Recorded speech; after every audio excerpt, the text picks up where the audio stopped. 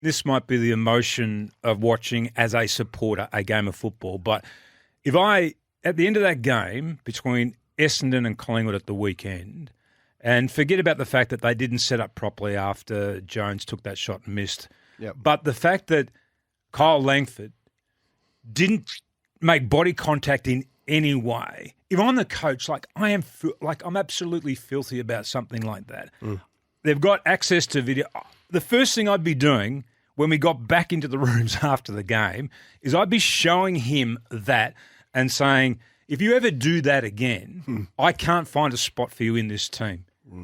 Now, I know that wouldn't have happened, but that's how seriously you would take that as a supporter of a team when you're watching a team play and you see an effort like that. And I'm not saying that he's a pathetic player. He's not a pathetic player. But that was a pathetic effort at spoiling at such a critical stage of the game. Yeah, and let's keep that in the context. In that instance, and I'm watching it's on the replay at the moment, he kind of half panicked. He was the one player behind the ball, and then I was watching the same as you, and I thought, he'll kill this contest. He'll take Jake Kelly with him, and he'll take Laverde with him. He'll take everything with him over the line. Or was it Kelly or Laverde? Might have been Kelly. You might be right. Kelly. Yeah. It was Kelly on Elliott. Yeah, and he didn't. So he will, have to learn from that.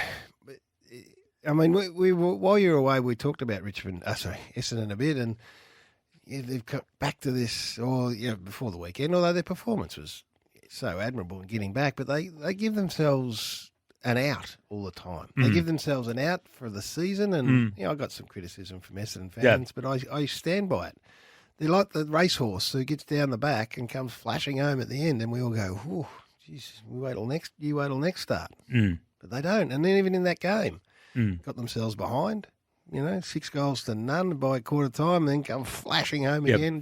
But it's a game they should have. It's a game they should have won. It is a game they should have won. They should have wrapped that game up. They should have had the leadership out there on the ground to set up and make sure that the kick in was protected. Langford should have done what we just spoke about, and all that should have happened, but it didn't happen. And then the last thing you want to hear is that we came back and we gave a good effort of ourselves. Well, that's not what it's about. Yeah, and before that, I mean, as has been shown on the first crack, and we replayed it again last night. All their leaders will have to take that responsibility for of course they do before it even got to Langford, because they were more concerned about potentially jumping over the back of Jeremy Jones.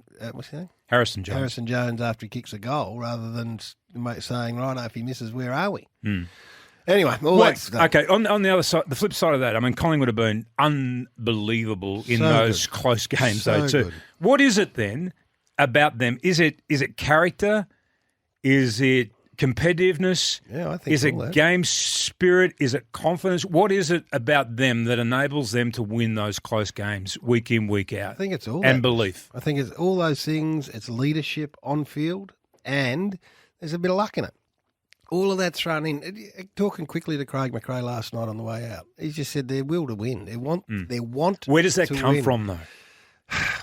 Is that because of the way they are coached, and because of the confidence that he instills in the players, and the instinctive nature that he goes about his coaching? Yep, and learned experience. The fact that they've done it, right? So, that was good. We've done that. That's what happens when we do this. We win the close. Oh, we did it again. Oh, we've done 6 times.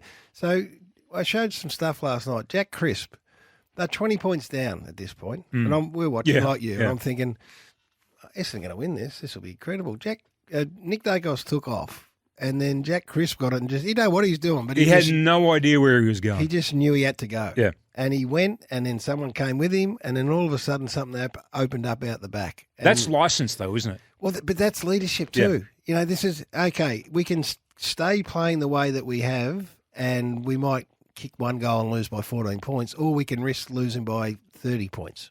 And that's what he did. And he risked losing by 30, and they got on the back of it. And that young man, Carmichael, who, again, he just came on as What about the temperament of him? And kicked 2 goals. Unbelievable.